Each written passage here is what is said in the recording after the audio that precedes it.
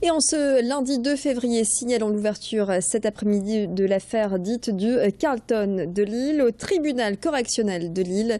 Les audiences se sont ouvertes tout à l'heure à 14 h. Au total, 13 personnes, dont Dominique Strauss-Kahn, comparaissent pour proxénétisme aggravé en Réunion. Dans cette affaire, des entrepreneurs du Nord sont soupçonnés d'avoir fourni des prostituées à Dominique Strauss-Kahn et à d'autres notables avec la complicité présumée de proxénètes belges et de responsables du Carlton. Les audiences vont durer 3 semaines. L'Enduropal, c'était ce week-end, jusqu'à 200 000 personnes sur la plage du Touquet, l'un des événements les plus attendus, événements sportifs dans la région Nord-Pas-de-Calais. Signalons un accident, une vingtaine de pilotes se sont percutés. Un pilote du Bruaisis a grièvement été blessé puis transporté à Lille. Son pronostic vital est engagé. Je vous le disais, jusqu'à 200 000 personnes sur la plage du Touquet pour cette 40e édition.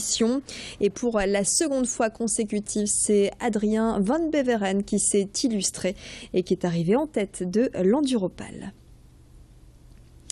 Dans le reste de l'actualité de la métropole lilloise, au chapitre culture, ce sera donc ce soir, la musique classique sera à l'honneur. La 22e édition des Victoires de la musique classique se déroulera dans l'auditorium du Nouveau Siècle de Lille aux côtés de l'Orchestre national de Lille et son chef d'orchestre Jean-Claude Casatsu. Une soirée de prestige en perspective. Cet après-midi, nous avons pu assister aux côtés des musiciens et de la production aux répétitions. Xavier Silly a rencontré le directeur général de ces musiques, de cette compétition et de ces victoires de la musique classique, un événement qui tente de capter chaque année un public plus large. Regardez.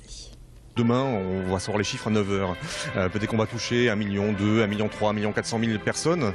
Ça représente à peu près 1000 concerts pour un artiste. Et 1000 concerts, vous imaginez qu'on les fait en beaucoup d'années. Donc c'est une occasion assez unique. Alors c'est une pression aussi pour eux, évidemment, mais c'est une occasion assez unique de montrer ce qu'ils savent faire. On était venus en 2004 dans le cadre de Lille Europe, de Lille capitale européenne de la culture. Et figurez-vous, ça fait partie des émissions de référence des Victoires de la musique. Tout le monde nous dit toujours, Lille c'était formidable, il faut absolument revenir à Lille. Donc on avait l'occasion cette année, on en a parlé beaucoup avec Jean-Claude Casatsu évidemment et avec la région qui nous accueille et nous voilà. C'est une pratique de plus en plus fréquente dans les collèges et lycées, la mini-entreprise. Les élèves sont organisés en véritable entreprise et tout au long de l'année, ils conçoivent un produit dans le but de le commercialiser. Il s'agit là de leur donner l'envie de créer. Direction le collège Lévi-Strauss à Lille. Ici, ces élèves de 3e ont décidé de fabriquer des casquettes. Une équipe soudée et motivée dans laquelle chacun occupe un poste. Entre le directeur, le vendeur et le comptable, la communication ne doit pas faillir pour que le produit voit le jour. Street Contender, c'est le nom de cette marque de casquettes. Je propose d'écouter tout de suite Ismaël qui a choisi de s'occuper du poste de graphiste. Street Contender, ça représente le style. En fait, on est inspiré par le rap, comme la marque Street Swag, tout ça. Et du coup, on a décidé de donner le nom Street Contender. Là, ça représente un nounours avec un bandana. Ici, aussi pareil, avec 2 battes de baseball. Pour moi, dessiner, c'est une passion, en fait. Plus tard, cette expérience peut me donner l'envie de faire ce métier de graphiste.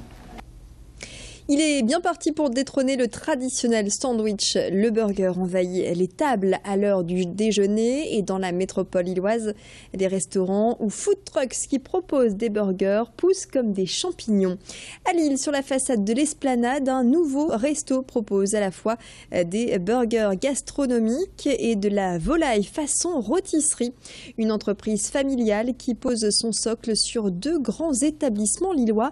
Simon, le fils, a décidé de se lancer et pour sa première affaire, il mise sur une viande de qualité et un pain artisanal. Fanny Bourdillon l'a rencontré dans ses cuisines. C'est, on va dire, un peu une réunion de famille. On s'est dit qu'il fallait créer quelque chose de nouveau, on voulait développer, on voulait faire une nouvelle entreprise. Notamment moi, j'avais envie de faire un grand pas dans le monde de la restauration, de me lancer vraiment. on a réfléchi pendant plusieurs années à quel concept on allait créer. Et finalement, on est arrivé au Rôde Bazar. Donc on a ajouté la rôtisserie au poulet. Et puis allez, ces images, c'était ce week-end, une cinquantaine de personnes est partie à la découverte d'une pratique originale qui combine musique et entraînement physique. On appelle ça des percussions urbaines avec des bidons vides ou encore des pots de peinture et accompagnés d'un passionné de batterie. Le but ici est d'être en rythme. Un cours collectif et dynamique que certains d'entre vous ont testé ce week-end dans un complexe sportif à Marcq-en-Barœul avec pour seul instrument ici des poubelles en plastique retourné. Un cours de 2 heures à l'initiative du club Géophile, un site internet qui propose des pratiques ludiques et sportives. Avis aux amateurs et amatrices. Et puis on termine par la question du jour en ce lundi. Allez-vous faire sauter les crêpes? Vous nous avez répondu toute la journée oui à 70%. Voilà pour cette réponse à la question du jour. Prochaine question du jour, ce sera dès demain dans la matinale d'Adrien Lanois dès 6h30. Tout de suite, les prévisions météo.